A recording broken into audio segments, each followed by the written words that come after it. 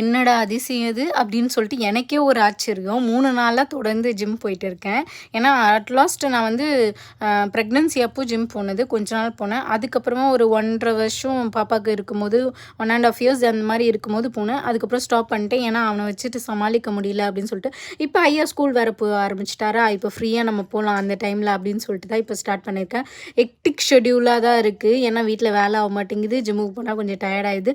பரவாயில்ல. ஆனால் நம்ம இப்போ உழைக்க தான் செய்யணும். நிறைய ஹார்ட் ஒர்க் பண்ணிகிட்டே இருக்கணும். ஏன்னா சும்மா உட்காந்து யாரும் நம்மளுக்கு ஒன்றும் பண்ண மாட்டாங்க, யாரும் டேக் கேர் பண்ண மாட்டாங்க. நம்ம ஹார்ட் ஒர்க் பண்ணியே ஆகணும் சொல்லி ஒரு வெறியோடு இருக்கேன்.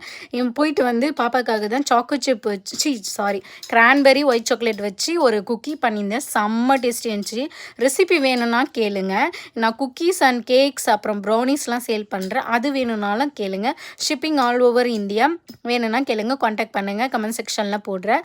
அதுக்கப்புறமா இது எல்லாத்தையும் முடிச்சுட்டு கொஞ்சம் ஃபோட்டோ செக்ஷன்லாம் இருந்துச்சு. ஃபோட்டோலாம் எடுத்துகிட்டு பாப்பா வந்து வீடியோ வந்து நான் கையில் பிடிக்கிறேன் என்னை எடு அப்படின்னு சொல்லிட்டு இருந்தான். அதையும் எடுத்து முடிச்சிட்டாச்சு.